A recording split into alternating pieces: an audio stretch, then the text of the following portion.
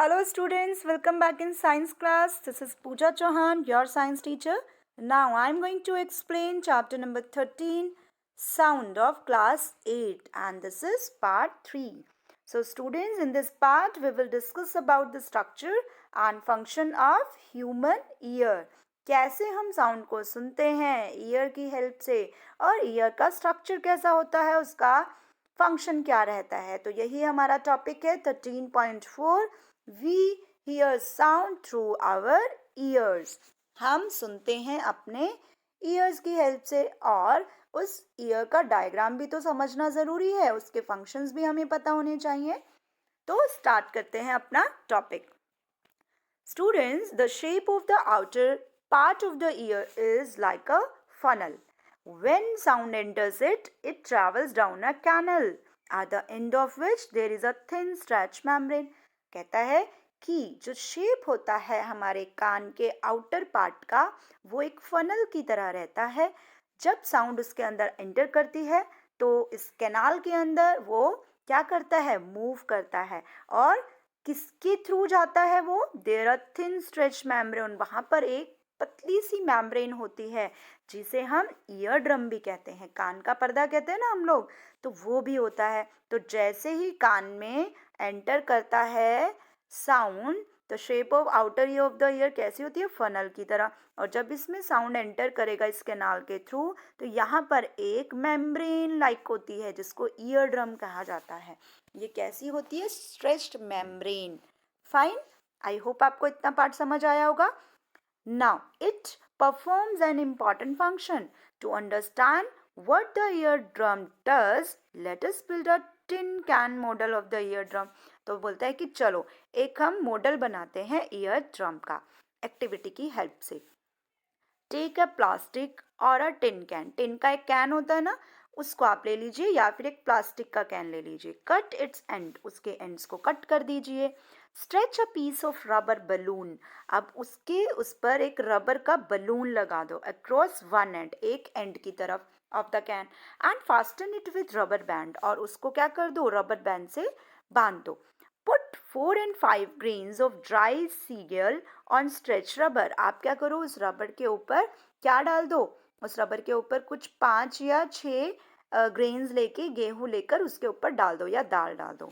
Now ask your friend to speak. को बोलते हैं कि अब अपने फ्रेंड को कहो, बोले hurray hurray from open and. जहाँ से खाली ओपन एंड है ना, वहाँ से बोलने के लिए कहिए. देखिए ये बना हुआ है यहाँ पर. यस, यहाँ पर हमने रबर से बलून से बांध दिया है. फिर इसके ऊपर हमने क्या डाला? ग्रेन्स डाल दिए. देखिए फिर जब ये हुर्रे हुर्रे बोल रहा है ओपन एंड से, तो ये देखिए ग्रेन क्या कर रहे हैं? ऊपर उछल रहे हैं. राइट. तो आपने क्या देखा? ये क्या कर रहे हैं? ऊपर उछल रहे हैं. इसी तरह से जो ईयर ड्रम होता है, like a stretch rubber sheet, ये भी रबर की शीट की तरह होता है. Sound vibration makes the ear drum vibrate. जब साउंड एंटर करती है, वाइब्रेशंस होती हैं, तो ईयर ड्रम भी क्या करता है? वाइब्रेट करता है. देखिए यहाँ से कान में साउंड गई और ये जो है यहाँ पर स्ट्रेच मेम्ब्रेन है जिसे ईयर ड्रम बोला जाता है. और जब साउंड इसमें आती है तो वाइब्रेशन जब यहाँ आती हैं तो ये ईयर ड्रम भी वाइब्रेट करता है. Is it clear? Now the ear drum sends vibration to the inner ear. अब ईयर ड्रम, क्योंकि ये वाला था हमारा आउटर ईयर, अब ये ईयर ड्रम इनर ईयर को, इस अंदर वाले ईयर को क्या भेजता है? इनर ईयर को फर्दर आगे सेंड करता है. अब सबसे पहले स्टूडेंट्स मैं ये बता दूं कि यहाँ पर जब ये मेम्ब्रेन होती है, इसके इधर 3 बोन अटैच रहती हैं, 3 बोन्स अटैच रहती हैं. फाइन. तो these bones are linked together and attach to the ear drum. ये एक दूसरे से लिंक्ड रहती हैं. 3 बोन्स होती हैं मिडल ईयर के अंदर. स्टूडेंट्स ये मिडल ईयर होता है हमारा, राइट?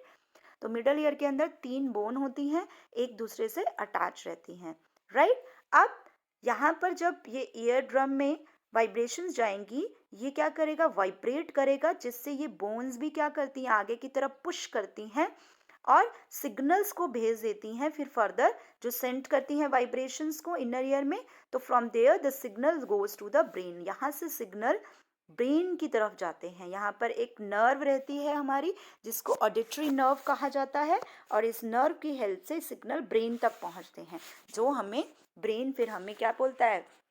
जिसकी हेल्प से हमें क्या होता है? सुनता है. That is how we hear. I hope आपको समझ आया होगा. I am repeating once. यहाँ पर देखिए आप, ये ईयर ड्रम है, यहाँ पर 3 बोन है मिडल ईयर के अंदर, ये बोन भी इंटरलिंक्ड रहती हैं। जब वाइब्रेशन होती हैं ये बोन क्या करती है, आगे सेंड करती हैं वाइब्रेशंस को और ऑडिटरी नर्व की हेल्प से ब्रेन तक सिग्नल पहुंचते हैं, राइट। तो कौन कौन से हमारे यहाँ पर पार्ट्स रहते हैं। पहला पार्ट रहता है स्टूडेंट्स ये जिसे हम पिन्ना कहते हैं, ये वाला क्या होता है, ये होता है पिन्ना, PINNA, तो this is called the pinna, fine. फिर पिन्ना के बाद क्या होता है, ये जो कैनाल आती है, कैनाल के अंदर ये हमारा स्टूडेंट्स आउटर पार्ट रहता है, ऑडिटरी कैनाल बोलते हैं इसको, ऑडिटरी कैनाल है ये वाला पार्ट हमारा, फाइन। और ये हमारा होता है ईयर ड्रम, फाइन। तो ये हमारा स्टूडेंट्स क्या होता है, ईयर ड्रम, ओके। ये हमारा मिडल ईयर रहता है, ये वाला पार्ट जो होता है ये वाला मिडल ईयर पार्ट होता है। और मिडल ईयर के अंदर क्या होती हैं, 3 बोन्स होती हैं, राइट। और ये बोन्स क्या रहती है, इंटरलिंक्ड रहती है, attach to the ear drum के साथ अटैच रहती है, फाइन।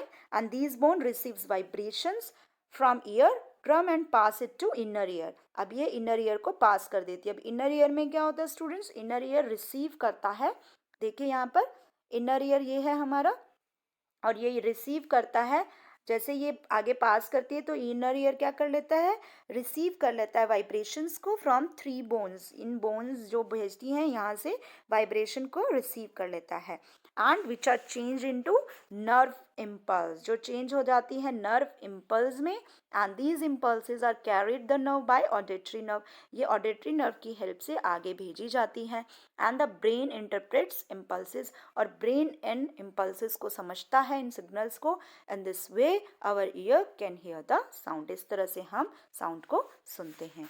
आई होप आपको कंसेप्ट क्लियर हो गया होगा कि कैसे ह्यूमन ईयर का फंक्शन होता है, कौन कौन से उसके पार्ट होते हैं। Thank you.